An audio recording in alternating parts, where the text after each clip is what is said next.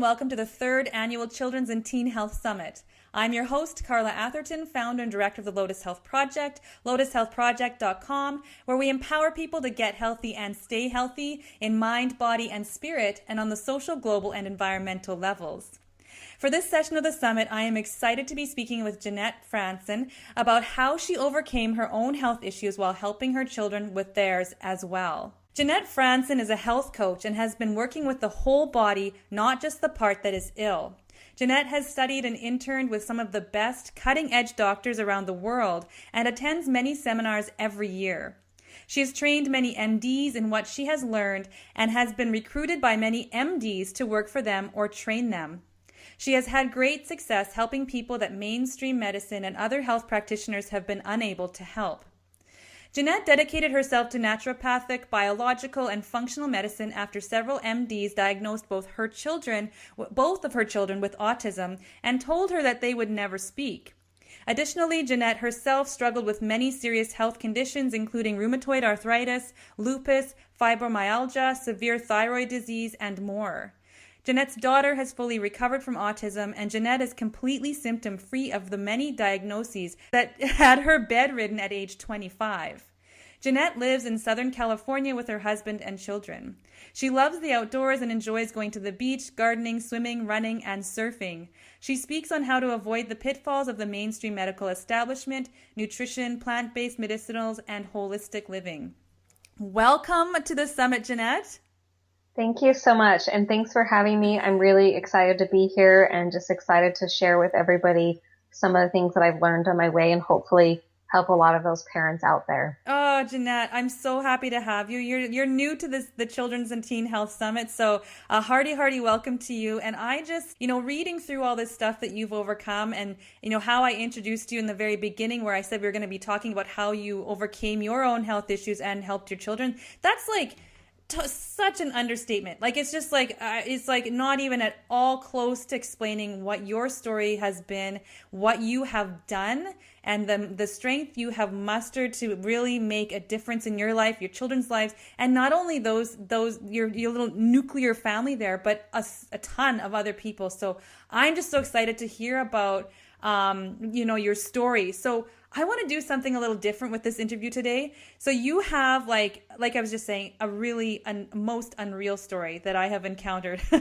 regarding your health journey. And I would just really love for you to share that with us because I think it will awe, inspire, and motivate the other parents who are listening. So Jeanette, please take the floor and tell us all about it. Well, first of all, I was lucky enough to come across another practitioner, actually. He was an anesthesiologist as well as a few other practitioners who gave me the hope and told me that it was actually possible that my kids would start speaking again and that I could get better from all of these lifetime illnesses. Mm-hmm. And I think that was one of the biggest things is just my own mindset in knowing I can help my kids heal and I can heal as well, where most everybody else, all of the, mainstream doctors out there were saying, no, you can't.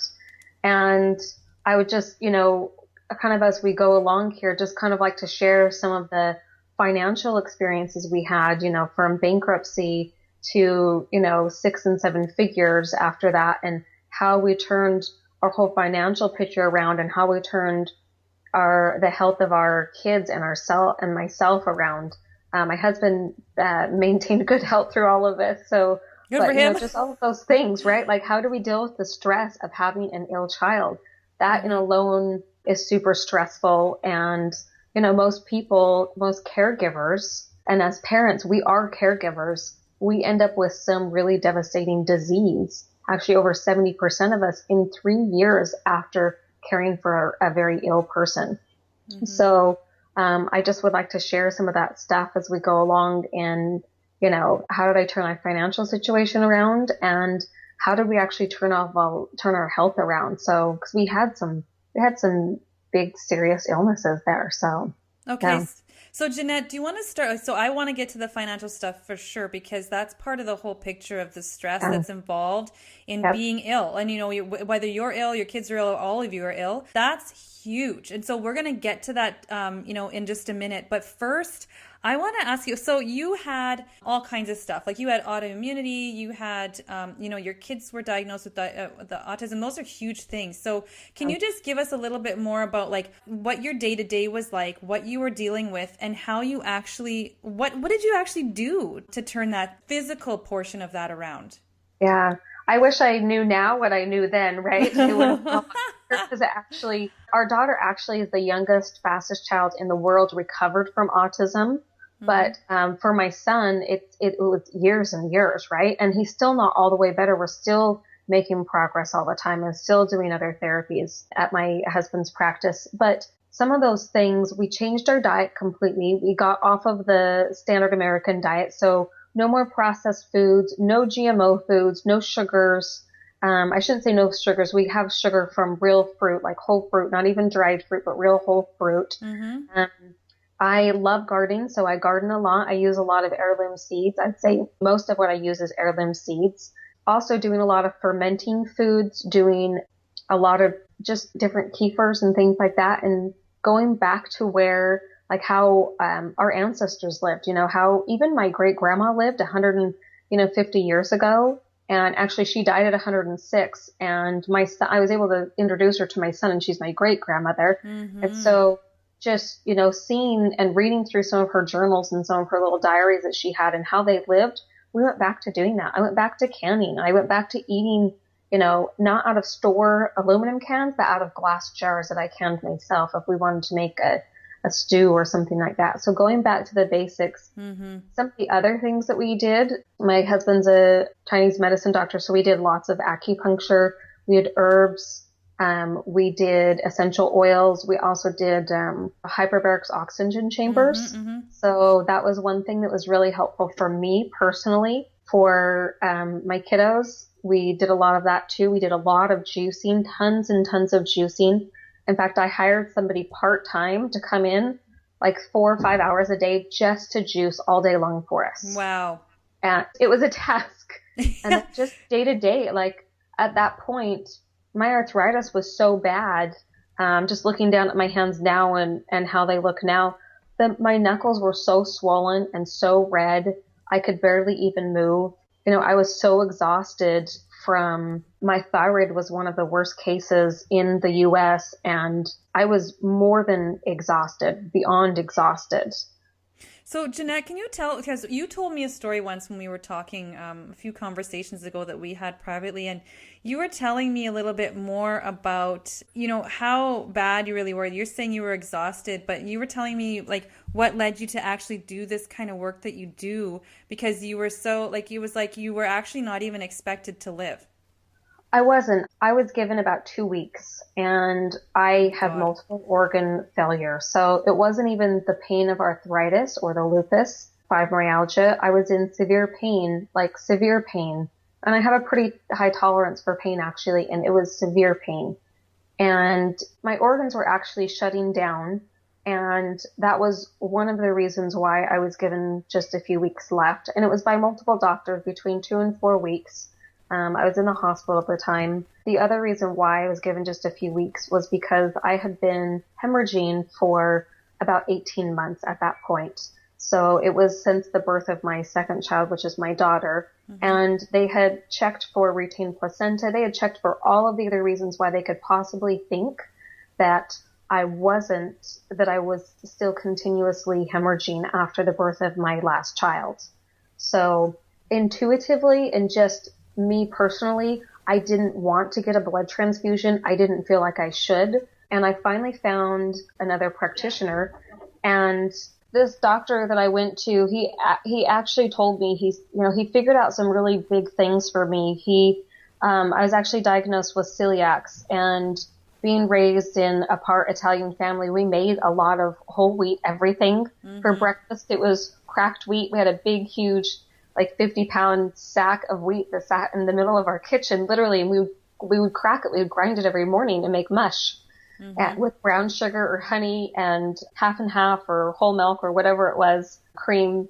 So that's kind of how I was raised. And so finally being diagnosed with celiacs, I wasn't absorbing any nutrients. Wow. And yeah, I had a pregnancy on top of a pregnancy, and I had actually nursed my son through the first entire pregnancy and then was nursing both of them, still eating a lot of whole wheat products. I didn't really eat a lot of, white bread or white flour or anything, but I did eat a lot of whole wheat, and that was probably way worse for me than white because it has less gluten in it. And being celiac, I just wasn't absorbing any nutrients. So that was another big thing that I had no idea. I complained for stomach aches since I was 6 years old, was diagnosed with irritable bowel to, ulcerative colitis to bleeding ulcers, all of these different things.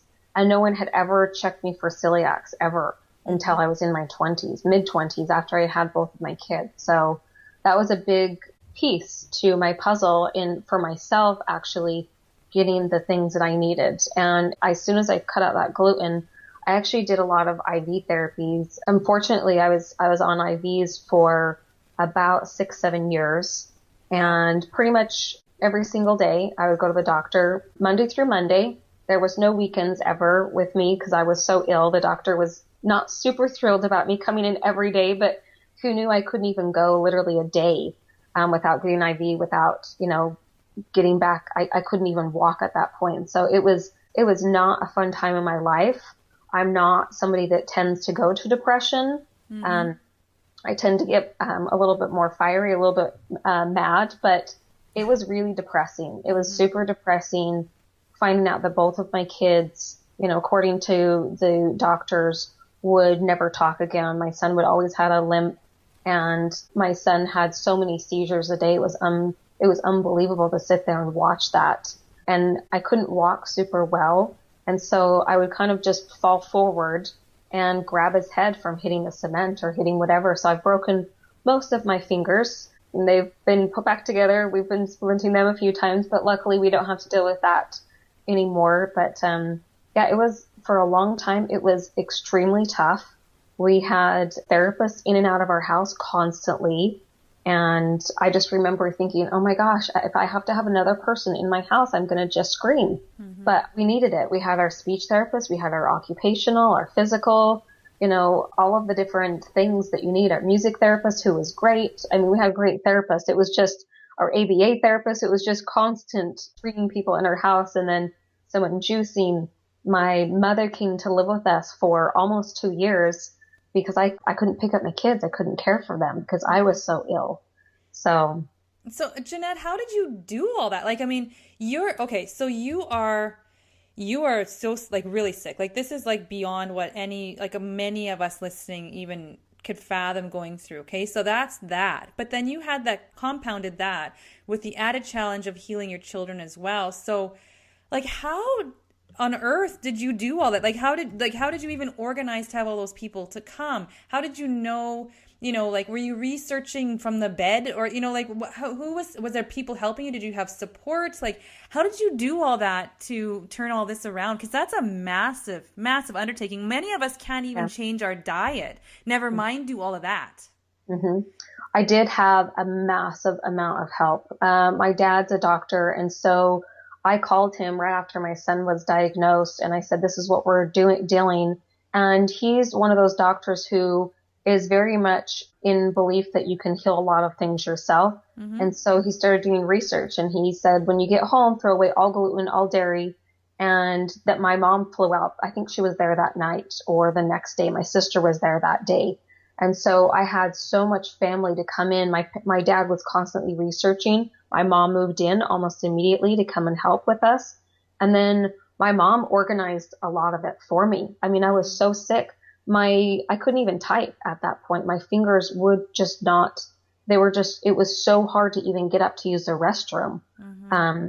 Not very long after my daughter was born, it was just difficult to even nurse her. And she was only, she was barely 5.5 pounds. I remember my husband would gently roll me over, and I would nurse her, and then he would pat her and burp her and change her. And then he would gently roll me over the other way so I could nurse her on the other side, pat her and put her back, in her crib, because I couldn't get up. It would take me 20 minutes to get up and even make it to her crib to pick her up because I was in so much pain. Mm. So it wasn't me. I asked for help, which was really, really, really difficult for me. Mm-hmm. And at first I asked my parents for help, and then they saw how really serious our health was. And so my family just started stepping in and coming in and helping. Luckily enough, my parents helped us out with a lot of medical bills.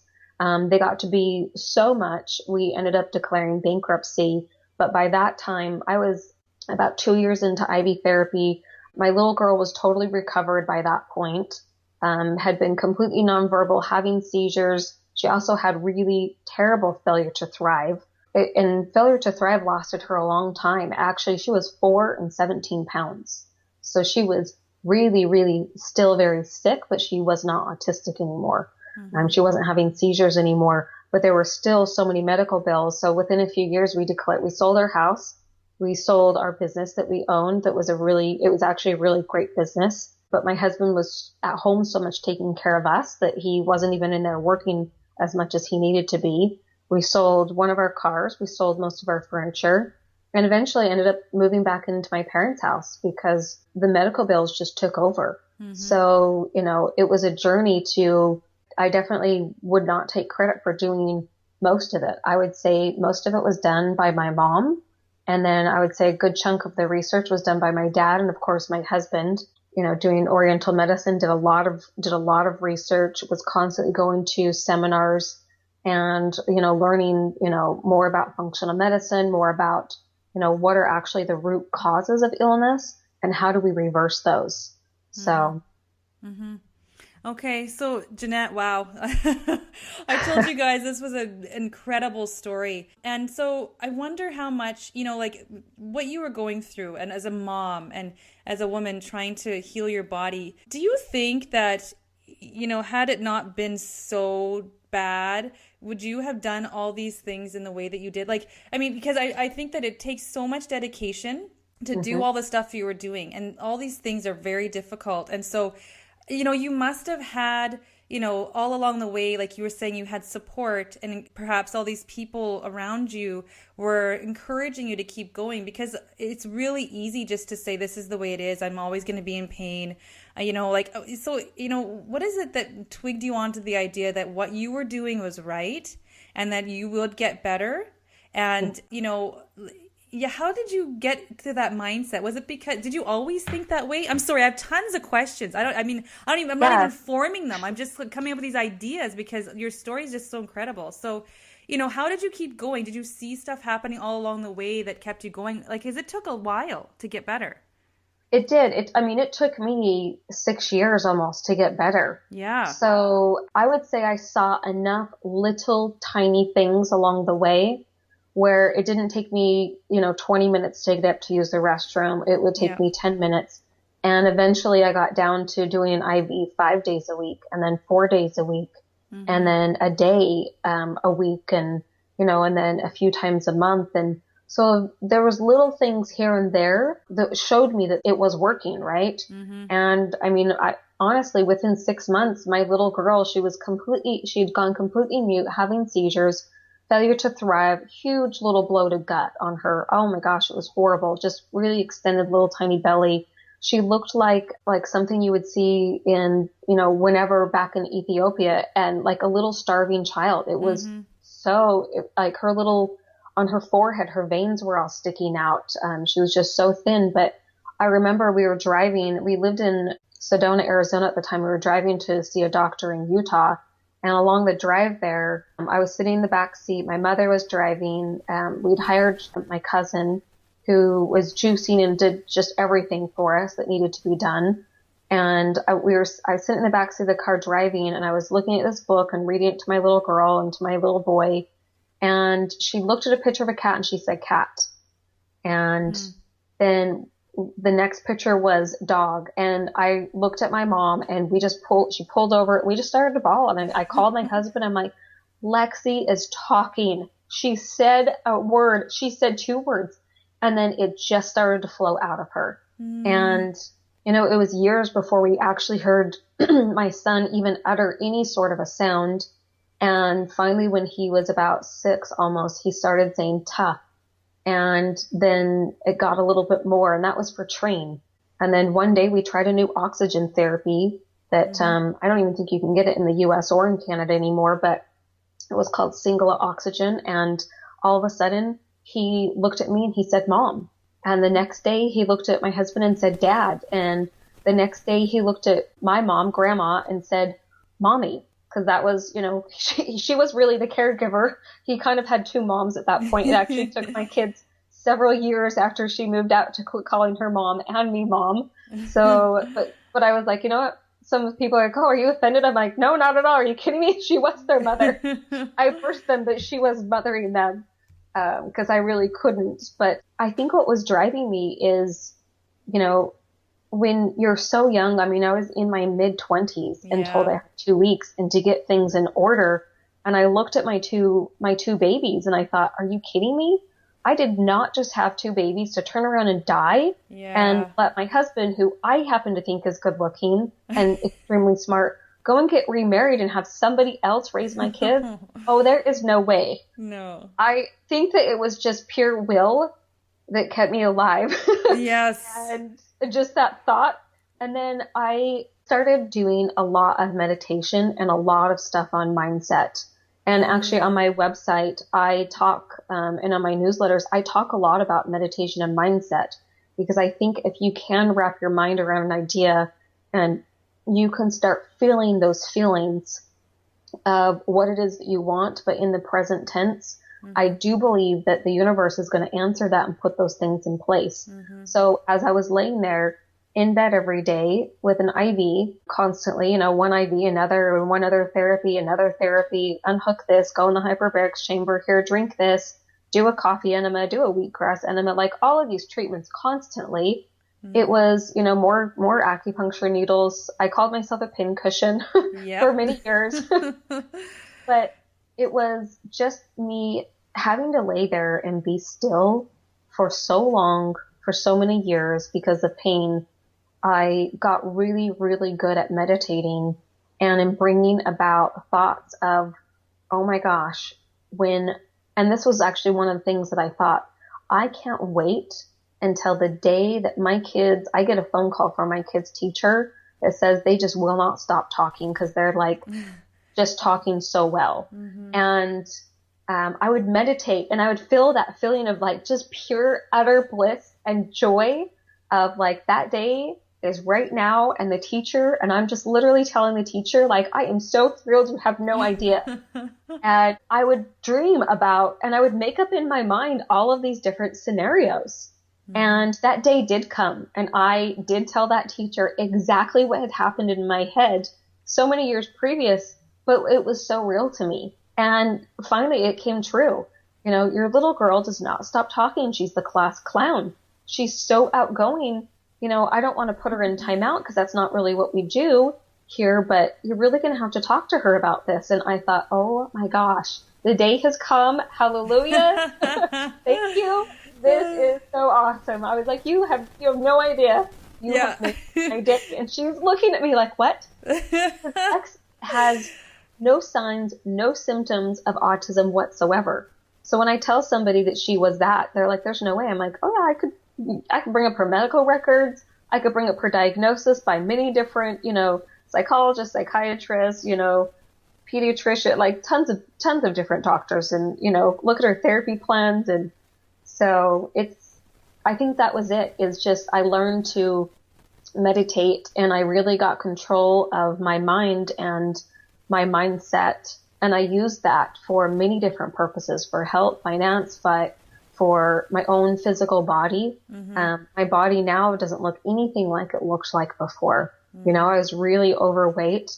Now I'm at a great weight, and I was a disaster, not just organs and all of those other things, but just image wise, how I felt about myself and how my physical body did look.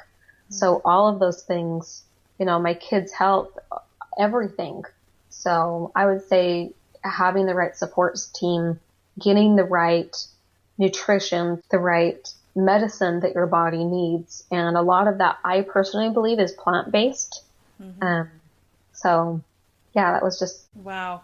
So Jeanette, okay. So listening to all this, I just want to keep hearing more, but I'm going to move on to my next question. So what did you learn about health through all of this? Like, it seems to be an alternative way to look at health, right? Like this whole idea of healing, not just succumbing to whatever, has descended upon you, but this idea of being able to take your health into your own hands. And what did you learn about the medical system? And finally, the final part of this one question is, what did you learn about yourself? What I learned, first question about the medical system is I think the medical system is completely broken. We are not doing enough prevention. And really that comes down to not the government providing prevention for us, but us actually doing the right things for prevention. Are we getting enough sunshine? Are we getting enough exercise? Are we getting, enough quiet time? Mm-hmm. I have found the biggest thing that we're actually missing is quiet time. Yep. Just time to think, time to meditate, time to decide what is it that we need to do, putting our priorities in order. And illness, like so many of the parents, here watching, that really reprioritizes your life significantly. And what I learned as well with mainstream medicine is they have a lot of drugs that have a lot of symptoms to them associated with them. And if I wanted to go on one drug, I was then going to go on to another drug, which was the path that I was leading, and then to another drug. And some of the drugs that I was on, Bextra for pain, and then what were some of the other ones? I can't even remember. They were all in the COX-2 inhibitor family, but one anti-inflammatory drug after another, after another, after another. And then some of the side effects that came with those, I was going to lead a life of being on one drug for my problem and then 5 drugs for the symptoms of my problem, right? From that drug that I was taking. So I learned really quickly, you know what? I don't want to do drugs. That whole little slogan that we learned in grade school, say no to drugs, that kind of just hit me one day when I was sitting there in bed with my drugs all by my side there. And I thought, this is not how I want to live my life. I don't want to be in pain all the time. I don't think I have to be. I don't want to sit here and have my kids watch me popping pills constantly and, live like this. And so I just made a decision. And I think a lot of people, it's in their head. They just need to make that decision and then go and figure out how to do it. So that's what I did. I made a decision to get well, not through drugs, because that is not wellness. Wellness is what I'm living now. Able to go and run and go ski and go surf and go hike and go bike and, all of those things. That's wellness, feeling good every day, not, in sick care. So I got myself out of sick care on my way to wellness, which was, yes, a very long journey for me. It did take years. Same with my son. It wasn't overnight like it was with my daughter. 6 months, I would say, was overnight for autism, full recovery. Wow. Right, which it is for a lot of very big illnesses. But throughout that whole process, mainstream medicine is great for acute problems. Like if we break our leg or, whatever it is, we're great. We live in a fantastic place to go and have surgery and get that care that we need. And I'm not against all drugs. If you break your leg, by all means, go take a morphine, right? Get out of pain. There's no reason, to stay in pain. But also, are there things that can help with that naturally? Yeah, there's totally things that can help with that, help healing it up afterwards, right?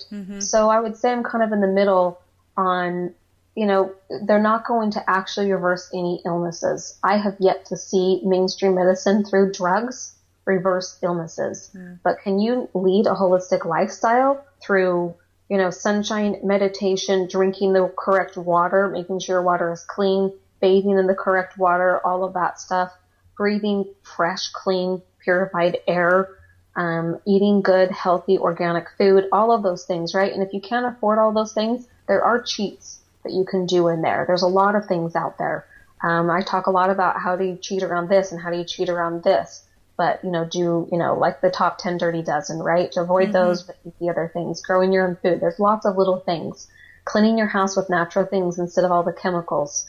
Get rid of your dryer sheets. Get you some wool dryer balls. That's one of the most toxic chemicals in our house. And those chemicals that are all around us through drugs from mainstream medicine, through our own household products, our perfumes, lotions, and potions, is what I call it. Those chemicals cause lots of different things to go wrong in our bodies. So from there, that's really how I feel about the mainstream medical community. I'm not going to just coat it and put some sugar on it and give people a lie. It doesn't work. Drugs don't work. Period. End of story.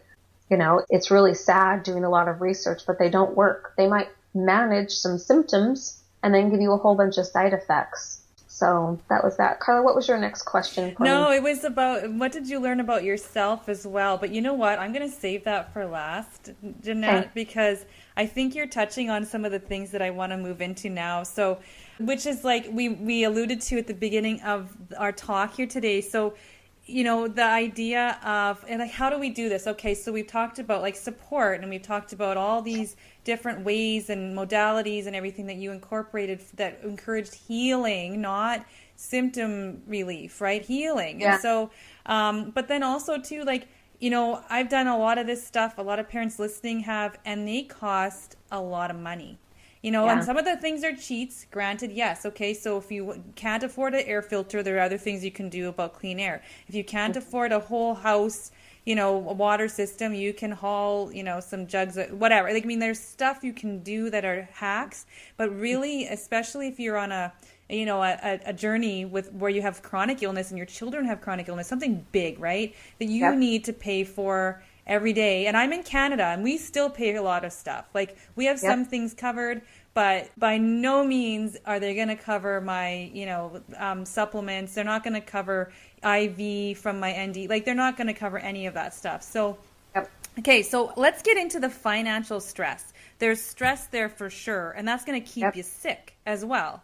So the top two reasons, right, us busy moms like to have, well, like us, like, you and I, have such a hard time healing ourselves are time and money. Okay, so it seems like you've got like plenty of both now. So how did you do that? We want to know. We want to know how you made that time and how you made that money to get you through this and turn everything around after you were recovering. Yeah. So on my way through recovery, when I was most of the way better, I wouldn't say all of the way, but a good part in there. Like, I could definitely walk. I could, run short distances to catch my kids and play hide and go seek, things like that. I wasn't totally better, but I could definitely get around and do things. My weight had gone back down to a normal weight for me, all of that kind of stuff. Like, my joints weren't hurting. I wasn't in pain every day. So I was physically pretty able-bodied at that point.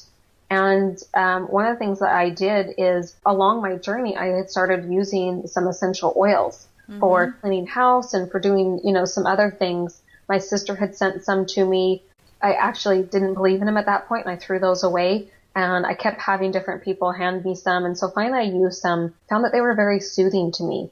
Lavender was very soothing to me at night and just really helped kind of calm me down and just, my emotional state, it really helped me. There was another blend of oils that I used that really seemed to help just kind of ground me and make me feel like I'm just like, okay, things are going to be okay. I noticed citrus oils would uplift my mood, and I felt a lot happier. I noticed my little girl was, she used to get up on the wrong side of the bed, like every day. And so I started to notice that, some of the citrus oils I would diffuse for her, she started to get more happy. Mom. Can you hear that again? Sorry, give me 1 second. Sorry. Okay, sorry about that. No worries.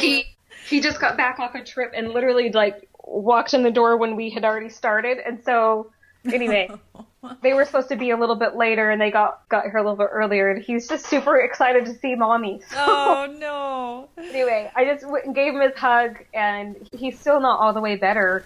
And so he's emotionally a lot younger. He's 11 now, and he's emotionally a lot younger than that still. And so he's like, I just want my hug, mommy, hug. So I went and gave him his hug and gave him back to daddy.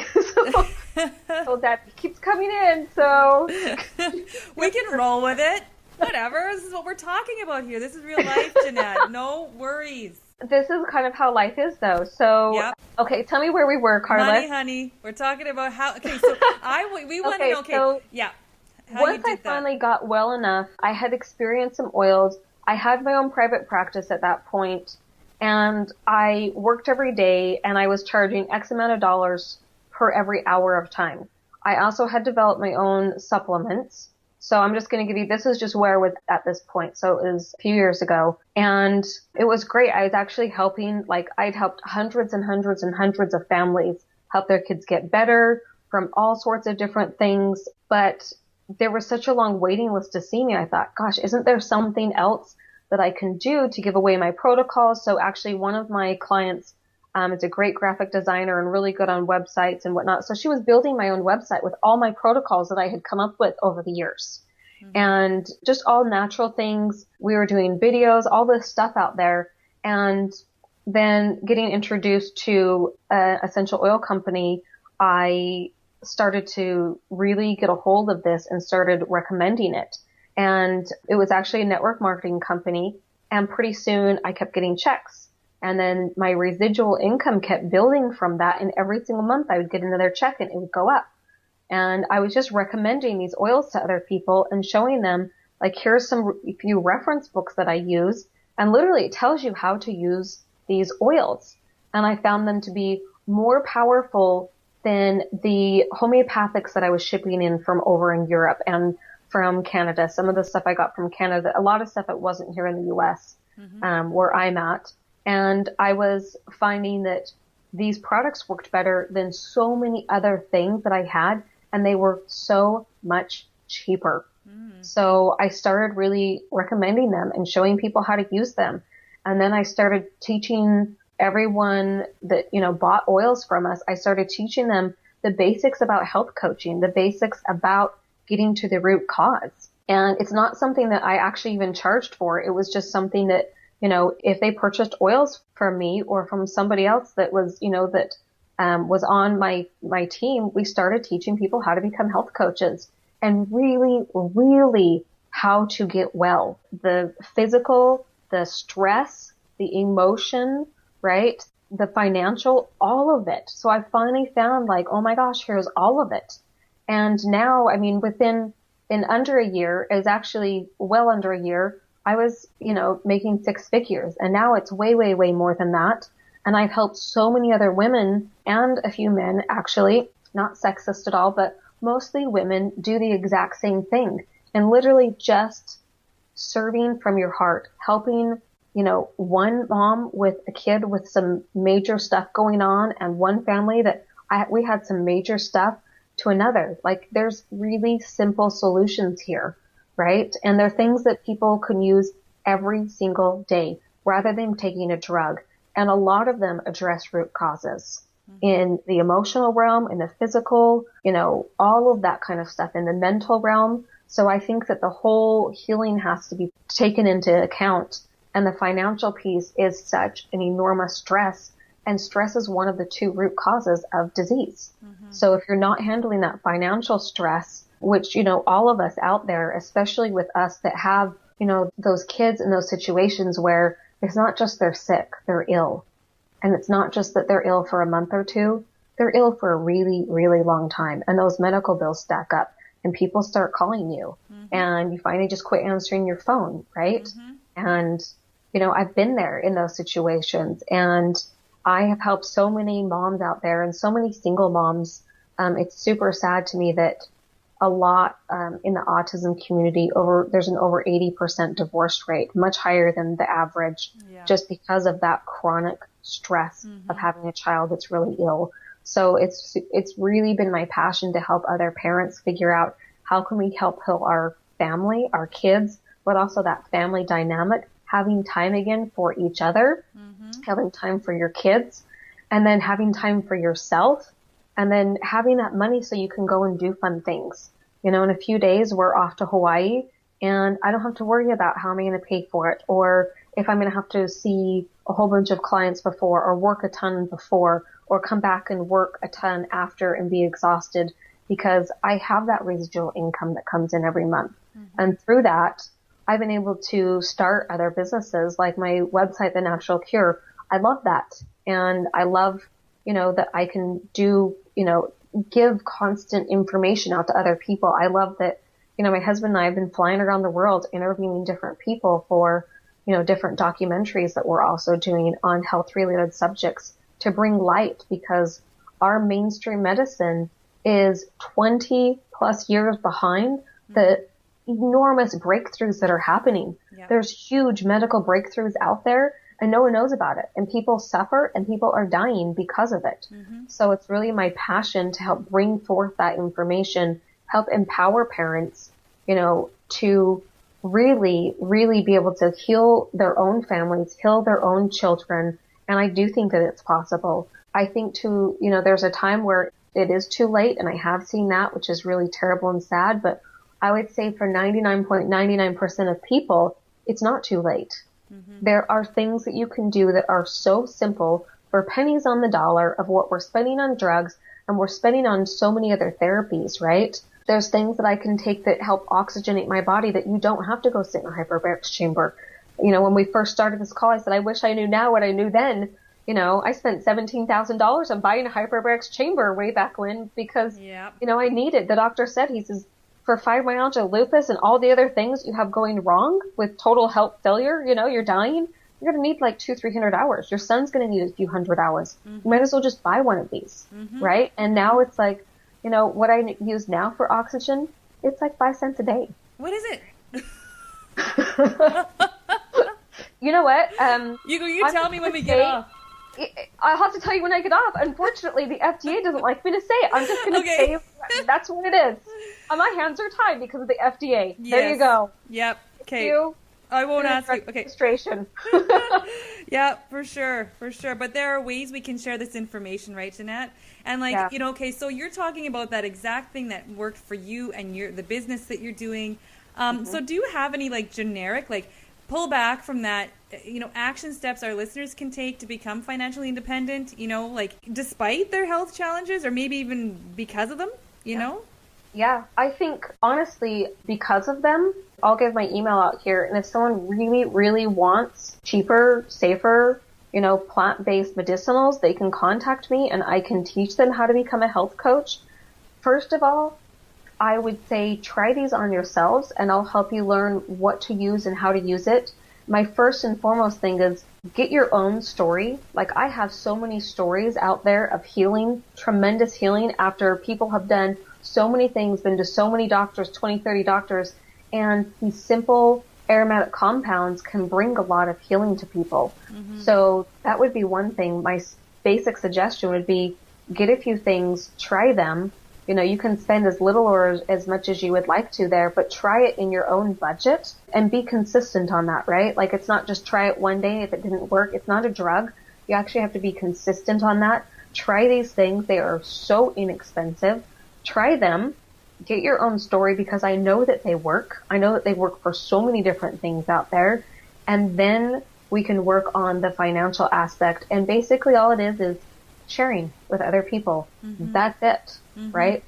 And another thing I would say is invest in yourself as parents and caregivers because you're both. As a parent and caregiver, make sure you take time for yourself. If it is 5 minutes in the morning in the shower, right? Because that's how it used to be. Well, first of all, it was just in my bed. And then it was 5 minutes in the shower alone without any, anyone walking in and out of my room, no children, no nothing, right? Yeah. Just that 5 minutes to just be calm and think about, the one or two things that I need to do that day, whatever it is, the most important things. And then another thing that we've done is us personally just getting out of all debt, right? And we put together a plan and it started out very small, okay, we're going to save $10 this month, right? And that's where we started. And now it's, it's 10%, where we worked up to 10% of every check and then, compounded that over time. So, very, very small amounts, but it's more about the habit than the actual amount. So, and then just getting the habit of spending less and doing without all of the frivolous things in life we really, really don't need. I recall being at a DAN conference, and I don't even think they have them anymore, but they were called Defeat Autism Now. And a really wonderful woman that I met there, I said, oh, are you going to this gala dinner? And she said, no, it's $75. And that pays for these supplements for my kids. And I said, oh yeah, we don't really need to go to that. That totally makes sense. And her and I actually went and chatted that night instead of going to the gala. She had packed all of her food, for the whole trip in her suitcase. and had packed a cooler in there with sandwiches and all sorts of things. And she just said, hey, I packed enough. Let's go and eat in my room. So we just chatted, and she just had told me about all of the different ways she had saved money. So we did all of those things for a really long time, made our food at home and all of that kind of stuff until we got to the point where we were financially able to hire, a house cleaner and someone to, do all of these like grocery shopping, all of those things that we spend an enormous amount of time doing, cleaning house, right? As parents. Mm-hmm. How many hours a week do we spend cleaning our house and grocery shopping, right? A lot. On preparing food. And some of those things might be those things that you love to do. But I also think, if you don't love them, like I love gardening, I've never hired a gardener. But what are those things that you could hire out when you get to that point? And I actually created a vision board and I put some of those things up there. Like here's, a picture of all these great meals that are super healthy that I didn't make. Someone else made them for us, and someone else carrying groceries into my house, and some of those things. And a lot of those were done as people were coming in doing service for us at that point, because I physically wasn't able to hardly walk. But it got to a point where I started picking up all those things that us parents are supposed to be doing. And then I realized my time is better spent helping other parents. And I want my time with my own kids. Like that's my end thing. I want to be helping other people in massive amounts of ways. And I want to be with my kids and have the money and the time freedom to go do and live the life that I have dreamed of. Right. Mm-hmm. So that's kind of really in a nutshell. There's lots of ways that you can save money on things, getting wholesome memberships, different places. There's so many things, growing your own garden. And those are all things that I do. We do our own canning. There's a lot of things that we do for health purposes, but that also save us a ton of money that we could use them for those purposes. Mm-hmm. Awesome. So Jeanette, my last question. What is the best advice you could give to other moms who were where you were at a few years ago? My best advice, that's a great question. Thank you, Carla. I appreciate that. Sure. My best advice that I could give any other parent out there, moms, and that I would give to myself 10 years ago would be spend 5 minutes before you even get up out of bed and imagine the life you want to live. And then find one thing. What is the one thing that day? Just one thing. That's it. Because anything more than that, quite honestly, when you have an ill child, is way too overwhelming. And when people get overwhelmed, they just don't do anything. It creates inaction. Yeah. So what is the one actionable thing that you can do that will better your life and lead to that life that you want to live? What is the one thing? Just one thing. That's it. Nice. So that's what I would do. If anybody would like to, find out more about health coaching and about some of those plant-based medicinals, you can email me. My email is info, I-N-F-O, at thenaturalcure.com. So it's just the same thing as my website. So thenaturalcure.com is our website, but it's info at thenaturalcure.com. If you're interested in learning how to use plant-based medicinals and how to actually, break out of that rat race of never having enough money, you can get your own natural things paid for. If you share them with a few people, you can make an additional $500 a month to $1,000 a month or to six figures or beyond that. So it's really what you're wanting. But I have found most people, Carla, when they use those on themselves, on their family members, on their kids, they experience some real miracles. And it's really difficult not to go out there and share something that's really inexpensive with other people because we know other people. We're in other doctor's offices. We're sitting in there. I was in, an IV room every single day with all of these other really sick people. I was in that therapy room with my, son once I got well enough to actually go out. So it was like, that's such an easy thing to go out and share and help. And by our own nature, that's what we want to do anyway. We're caregivers. We want to go out and help other people. So that was it. Okay. Awesome. Thank you, Jeanette. That was just an amazing talk we had. Your story is amazing. Your drive, your passion, what you have done in your life so far, and you're not even close to being started. So It's been very inspiring, Jeanette, and I really appreciate you being part of the Children's and Teen Health Summit. And you have yourself a wonderful afternoon. Thank you so much, Carla. Thanks for having me. And To all those parents, true healing can take place. It just has to take place in your mind first. It is totally possible to help your children recover from different things that are out there, even if mainstream medicine says it's not possible. So, Carla, thank you so much. And to all those parents, I wish you the best of luck. Thank you, Jeanette.